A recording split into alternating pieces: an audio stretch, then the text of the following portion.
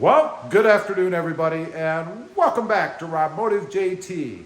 This is picking up the new signal edition, the new turn signals for the Jeep Gladiator. Now, I'm not talking about right down here. I'm talking about right up there. I had this idea to add something I think is pretty unique because I had the open spaces on the sport bar, and I said, what the heck, I'm going to go ahead and do it. So what these are, they're double-faced LED lights. It has red on the back and amber in the front. And what I'm going to be doing, and I've already run the wiring, you probably saw that video, but now I'm going to be hooking them in via a splicer to the rear tail lights and of course up on top on the sport bar. So first thing we're going to do is go ahead and grab the light itself. I've got it ready to go. We're going to get this mounted up on the sport bar, and then we're going to run and connect all of the wiring. And at the end, I'll show you guys what this looks like.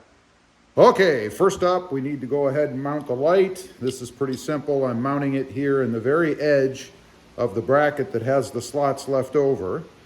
And I did add 4 washers to get it up a little bit higher because obviously I want to be able to see it from the front. So this is pretty simple. You just go ahead, bolt it down with a lock washer and a nut.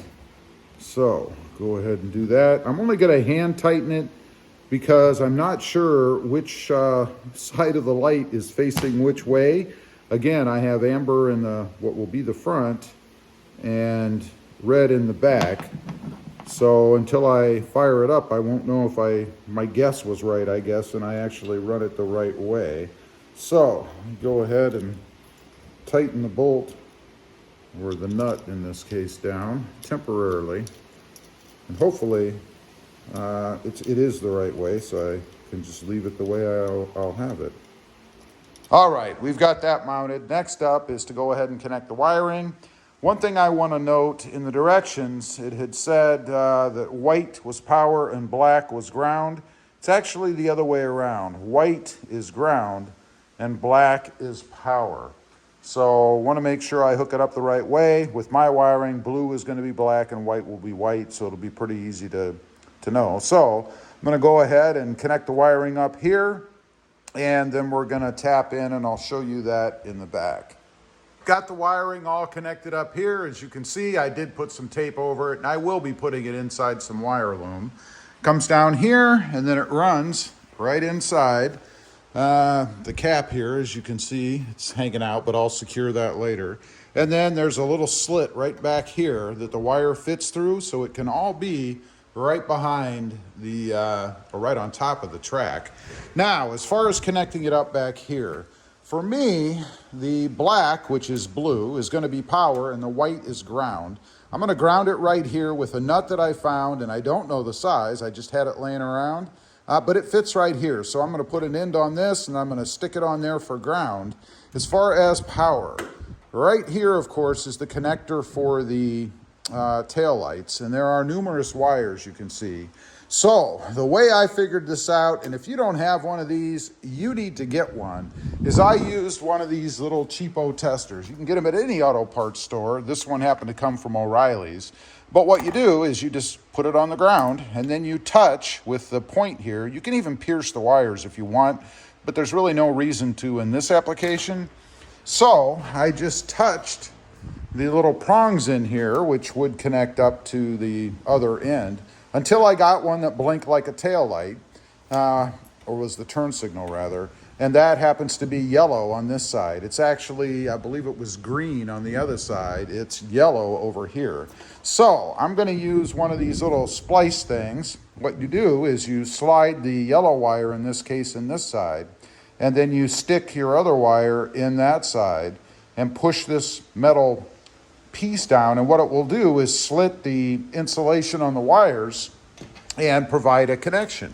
So I'm going to go ahead, feed in my wiring, do that little number, and ground it, and we should be ready to test it and see if it works. Okay, you guys can see the blue wire is spliced in. The light does work, although it's backwards. I'm gonna have to rotate it around. But everything is good. There's your ground, there's your power. Now I just have to put the tail light back in and then turn the light down and secure it. And then I'll give you a test of what it actually does and what it looks like. All right, I've got everything wired up, everything tucked in. You guys can see over there in the corner along the rails, it's all tucked in. And what I did there is I encased the wire in that wire loom, and then there's enough space in the gap you can see right above the rail to tuck it all under. And the wire loom, once it's under there, expands a little bit and holds all the wiring in. So it worked out perfectly. There are a few little tweaks I'm going to do with the wire loom and stuff. I think I'm going to get some small zip ties and tie it tight around the edges so it stays where I want it, because it does move, of course. But that's the finished product. You can see the lights up there. Now I'm going to go ahead and jump in and show you what they look like. First of all, one thing I wasn't expecting with the key fob, when you hit the key fob, like to lock or unlock, they light up along with the tail lights. So if I push the button to lock it, you can see they light up. If I unlock it, they light up as well, flash twice, just like the tail lights do. But now, let me go ahead, I'll hit the four-way blinkers first, and I'll set you guys back so you can get a full view of it, I guess, with the tail lights. Hopefully there's a good shot, I think. So I'm gonna go ahead, and I'll have to do this at night too, but let me go ahead and hit the four ways, and then I'll hit the turn signal so you guys can see that as well.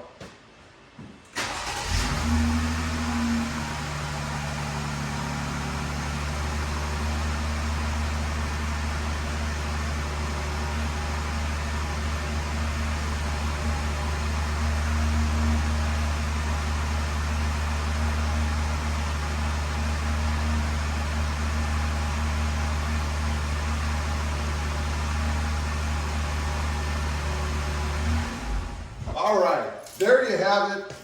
I don't know about you guys, but I think it's just too freaking cool. I wanted something a little bit different. I've never seen anybody do this. Maybe somebody has, I don't know. But I wanted something a little bit different, and I think I've got it. I do like it. I think it's pretty neat. Again, it's unusual for sure. And there is a safety concern about it, in that it satisfies a safety concern, I guess, and that is it gives you more visibility when you're making a turn. I mean, I don't know how you're going to miss these lights flashing, those lights flashing, and of course they flash on the front too.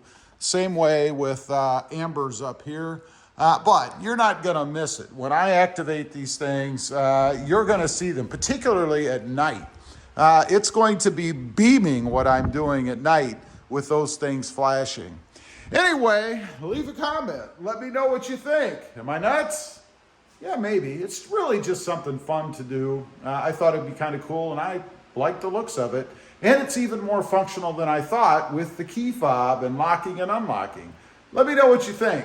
Also, real quick, I do have 2 additional channels. Rob Motive Project Cars, all about mods and things on the Mercedes-Benz, and Rob Motive, all about the Toyota Tacoma. Check them out, and if you like them, why not subscribe? And while you're at it, click the subscribe button here too. Thanks for watching. Stay safe out there. Bye.